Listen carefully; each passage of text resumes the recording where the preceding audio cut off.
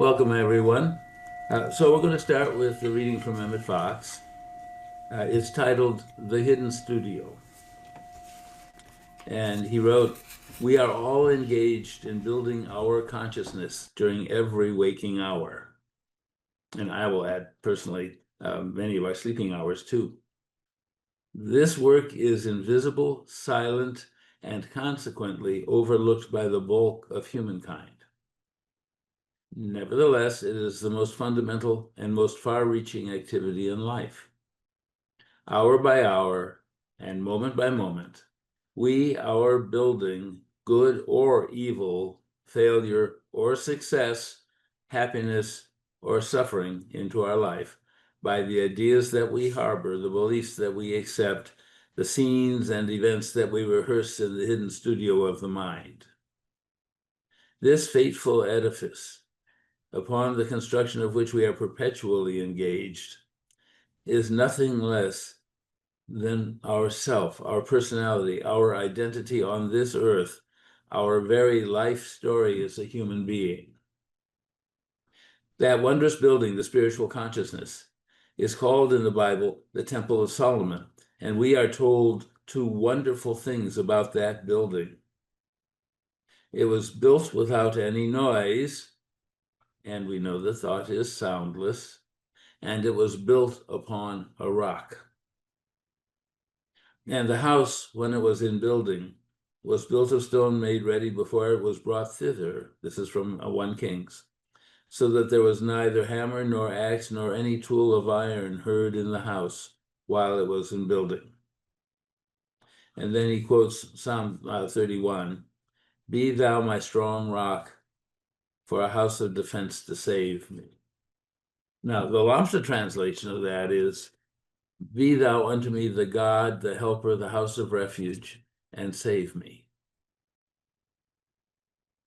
So each day, each hour, we are building our consciousness, as he said.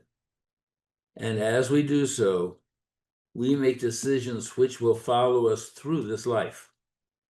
And based on the experiences we see in Lifton therapy, not only this life, but lives to come. But on what basis are we making those decisions? Too often, if we look at our choices dispassionately, we will find we are like the rich man who wanted to travel with Jesus. And this is a quote from Matthew 19. Jesus responded, "Go and sell your possessions and give them to the poor, and you will have a treasure in heaven. Then follow me." When the young man heard this word, he went away sad, for he had great possessions. So Sister Pepper would quote this to us, and then she would remind us of the metaphysical interpretation of that our most valued, most tightly held possessions are our unwavering, unquestioned beliefs. Now, there's a story in Samuel that gives an excellent example. And I wanted to do a sidebar here for a moment. You recall last week, I mentioned I'd been planning to give this and had been struggling with it. And Leah, out of the blue, called and said, "I think I need to talk this week." And what she talked about hit on the nose what some people, including a couple of visitors, needed to hear. This week, the rest of it fell into place. So clearly, I was not supposed to give last week's talk. It was supposed to be this week. So at least one of you is supposed to be here to hear this. Maybe several of you. But cool for God. At any rate, I stumbled across a talk from a minister in Dallas, and he referred to a piece in Samuel, which I'm going to refer, because this is an excellent example of how we allow our tightly held expectations and beliefs to lead us astray. I'm shortening this, cutting out pieces we don't need. So Samuel was told by the Lord, "Fill your horn with oil and come, I will send you to Jesse the Bethlehemite, for I have found for myself a king among his sons." And Samuel did as the Lord had commanded him and came to Bethlehem of Judah. And the elders of the town went out to meet him and said, "Is your coming peaceable?" And he said, peaceably, I've come to sacrifice to the Lord. Sanctify yourselves and come with me to the sacrifice. And he sanctified Jesse and his sons and invited them to the sacrifice. And when they were come, he looked at Eliab and said, surely the Lord's anointed is like him. But the Lord said to Samuel, do not look on his appearance or on the height of his stature, because I have rejected him. For I do not see as man sees. For man looks on the outward appearance, but the Lord looks in the heart. Then Jesse called Abinadab and made him pass before Samuel. And he said, neither has the Lord chosen this one. And then Jesse made Shammah pass by. And he said, neither has the Lord chosen this one. And Jesse made 7 of his sons pass before Samuel. And Samuel said to Jesse, the Lord has not chosen these. Now, remember what the statement was, that one of his sons, and yet these have gone by. And Samuel said to Jesse, are these all the sons you have? And Jesse said to him, well, there remains yet the youngest, and he's out tending sheep. And Samuel said to Jesse, well, send and bring him here. I will not leave till he comes here. And so Jesse sent and brought him in, and he was ruddy with beautiful eyes, very handsome. And the Lord said to Samuel, arise, anoint him, for this is he. And Samuel took the horn of oil and anointed him in the midst of his brothers, and the Spirit of the Lord came upon David from that day forward. Now, elsewhere in the passages, the other sons made fun of David. You know, he was slight, he was the youngest, he was out there with the sheep. He was, we might call it effeminate. He played the lyre and sing. In other words, not what you would expect, not what the preconceived idea was. And yet this was the choice. So what does that have to do with how we build our spirit consciousness and how we live our lives on this earth existence? Well, think of the many inflexible spiritual understandings that we've been fed or were fed as children, and others have been fed as children and now even as adults by so-called religious leaders. Just a few quotes. And please understand, I'm not making fun of anybody, but I'm telling you the sorts of things that get in the way of our own, finding our own path without preconceived ideas. So, there is no God but Allah, and Muhammad is his prophet. And it goes on somewhere to say, and you're going to hell if you don't follow Muhammad. If you're a woman who wants to be held and loved by God, you must wear long hair, long sleeve dresses that extend down to your ankles, and you must serve your husband's every whim. A true holy follower of the divine must never let his hair be shorn. Or the refrain of Donald Trump's religious leaders, the poor and downtrodden deserve no sympathy because it's their fault for straying away from our loving God. Yeah, it's true. A number of ministers have been writing that their congregants who've been listening to the preachers who follow Trump are coming and say, well, you know, essentially, what's all this crap with being empathetic for the poor? You know, that was long ago. Today has nothing to do with it. So if you've been fed anything like that, or others like the Lord is up there on a mountain with a lightning bolt, and he's going to strike you down if you don't do what he says, or if you use the Lord's name in vain or anything like that. I came across a book. You know, we have the project, the Books for the Needy, and we get lots of books through that are interesting. And this is one of them. Title, Heaven is Beyond Your Wildest Expectations. And what it is chapter after chapter of people who allegedly have died, gone to the other side, and then come back. And every one of them is talking about the streets of gold and the mansion I had that was larger than Rhode Island. And I felt so sorry for all those people down there wailing and gnashing because they hadn't bowed down and worshiped Jesus. Well, I got curious then. I started looking at the bios. Every one of those people is making a very good living, going from church to church, talking about how you're going to hell if you don't follow God, and you're going to be living in in streets of gold with your own mansion if you do what we say God wants you to do. That gets in the way of building your own spiritual consciousness. Anytime you're holding on to what you've been taught, shall we say, uncritically, is getting in the way of the Father, the loving divine, who allowed you to be created in the first place, in whom you live, of whom you are a part. Now, look at this quote allegedly from Jesus. You know, there's been a lot of forgeries in the New Testament, but it is believed that this came from him. Come, you blessed of my Father, inherit the kingdom which has been prepared for you from the foundation of the world. For I was hungry, and you gave me to eat. I was thirsty, you gave me to drink. I was a stranger, and you took me in.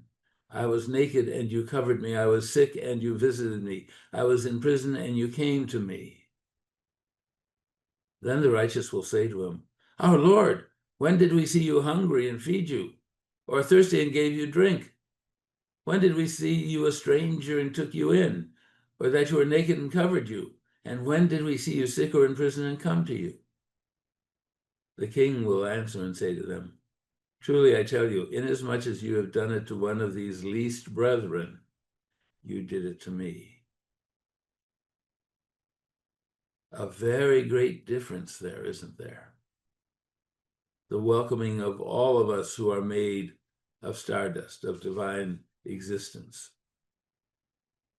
So now I want you to think about what the divine has taught you directly in what I'll call direct messaging, whether while you're in meditation, in prayer, in silence, or sometimes gobsmacking you in the middle of a busy day.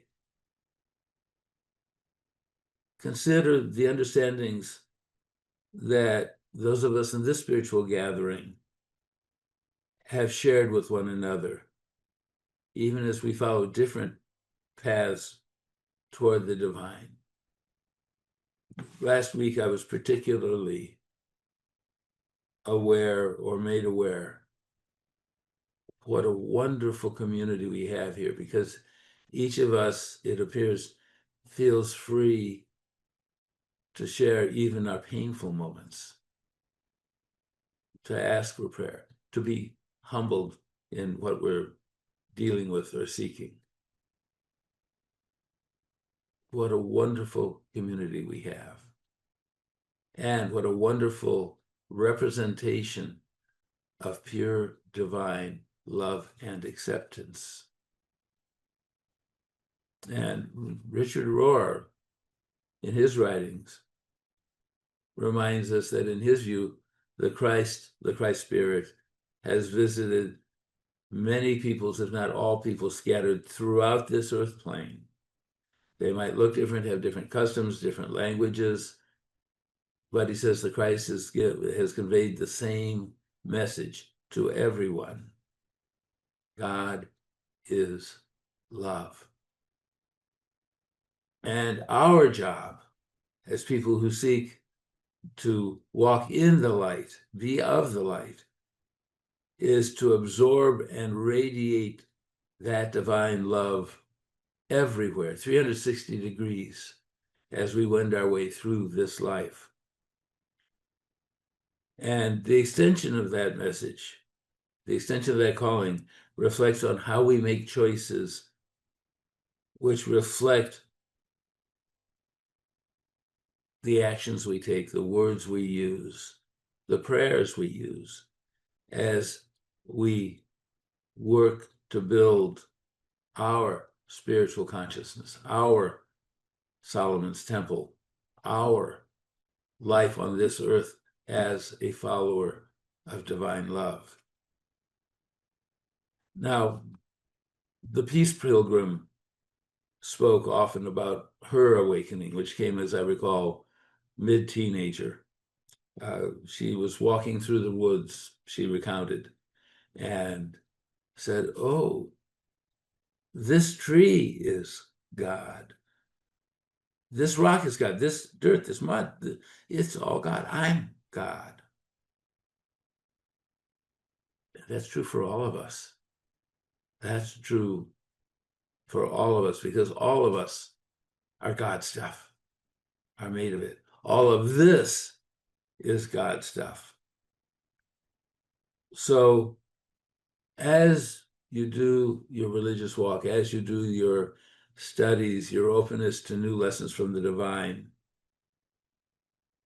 do not let previously closely held, tightly held ideas or rules restrict you from being open to new ideas, new leadings, new messages, so long as they fit comfortably within the broad definition of God as love. You know, we see enough people these days going out to hurt people, kill people, run them down, shoot them, and so forth, because God told them to. But if they had been asking, is this an act of divine love? Perhaps they would have made other choices. Then yesterday or 2 days ago, as I was aware I had to finish creating the talk and still didn't have a close, I came across a writing from someone named Rachel Macy Stafford on Quora, and I'm going to read it because to me it hit home as talking about looking for God in all the wrong places. She wrote, "My daughter handed me her school progress report. It was filled with positive check marks, except for one that stood alone. 'How am I doing, Mom?'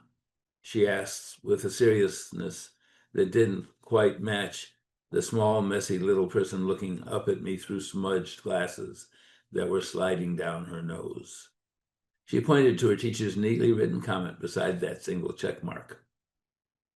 It said, quote, 'distracted in large groups,' end quote. But I already knew this about her long before it appeared on paper. Since she was a toddler, she's always noticed the world in her own thoughtful way.' After pointing out all the good marks, I read her the comment. She gave a small, unsure smile and admitted, 'I do look around a lot.' Before she could even feel a hint of shame, I knelt down so we were eye to eye. I didn't want her to just hear my words. I wanted her to feel them. I said, 'Yes, you do look around a lot. You noticed Sam sitting alone with a skinned knee on the field trip, and you went to comfort him. You noticed Banjo had a runny nose, and the vet said it was lucky we brought him in when we did.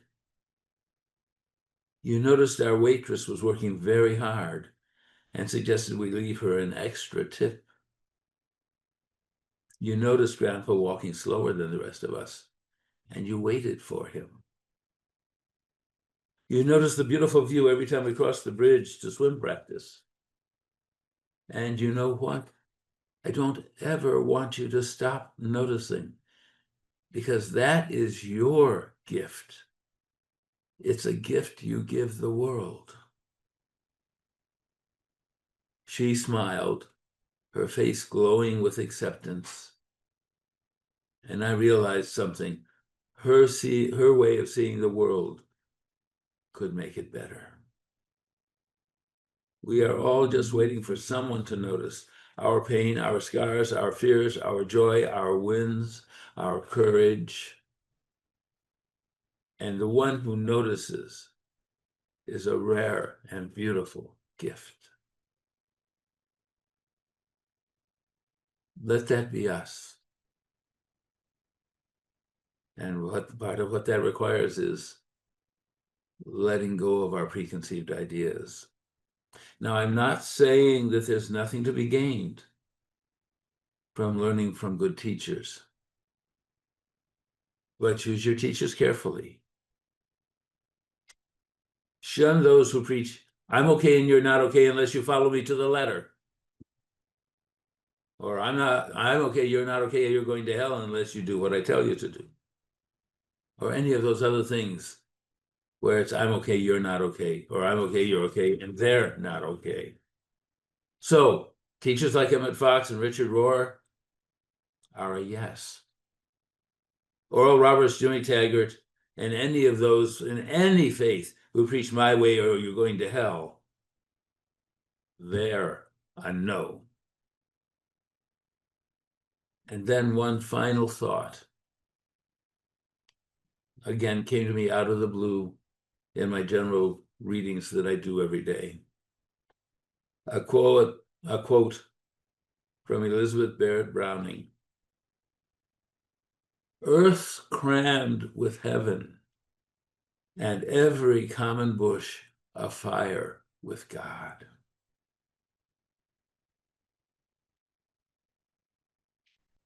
Let us enjoy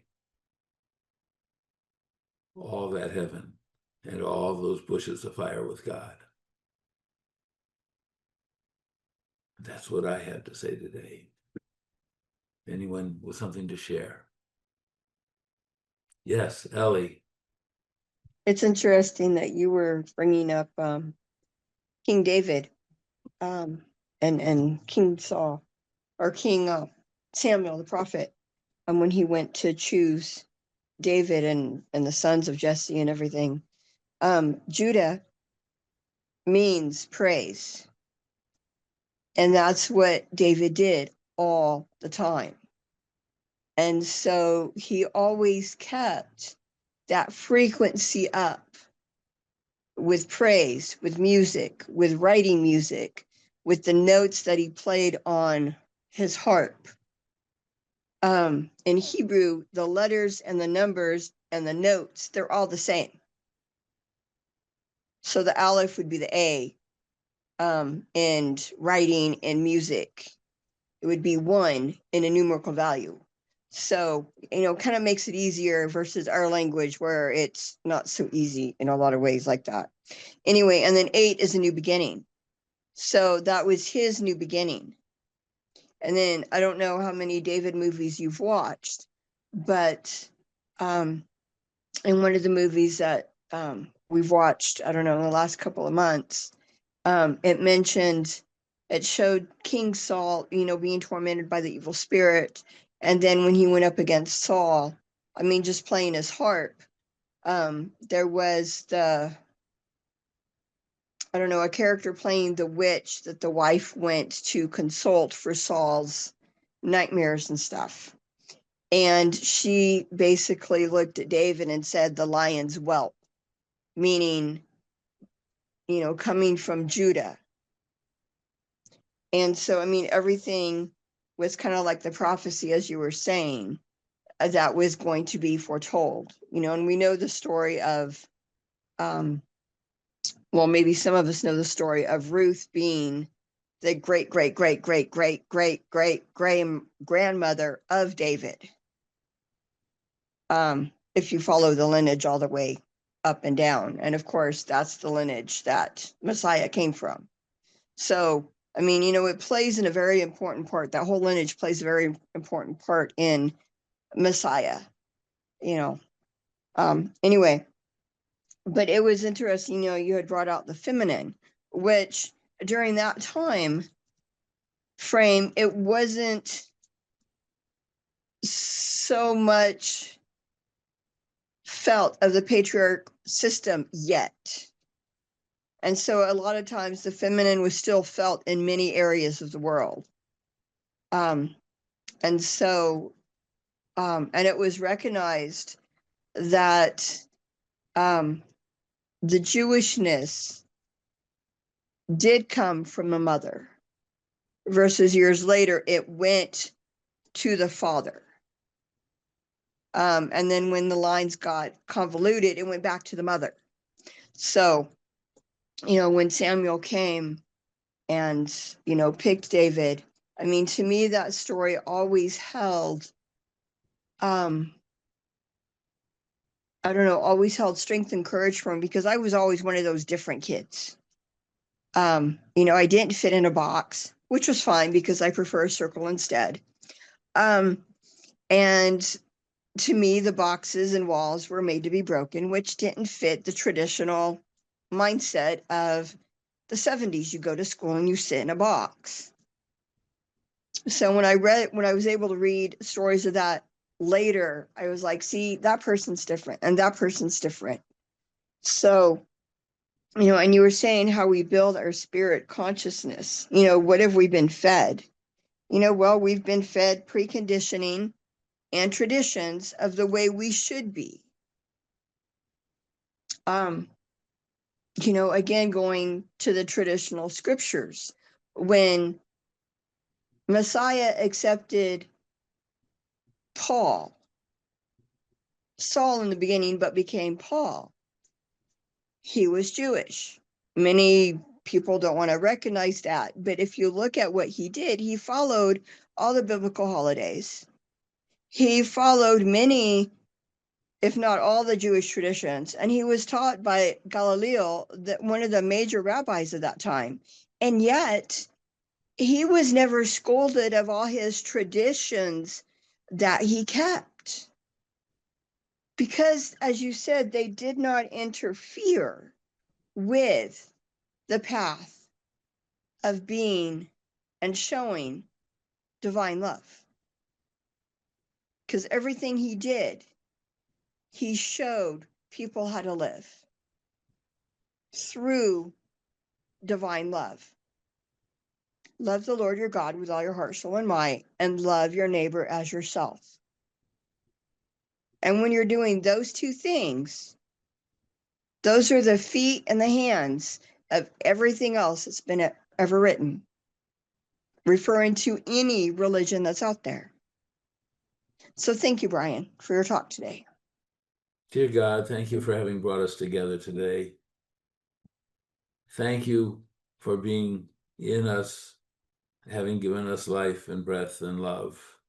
And thank you for loving us, healing us, guiding us in our path forward. Help us to be ever better representatives of your divine love and healing. Help us to rest on you and in you, and have faith that everything will come better and better in our lives and to those around us and to the world as a whole. We thank you for your ever-healing energy, for your love, for enabling us to have a good time here. We say thank you, thank you, thank you, and amen.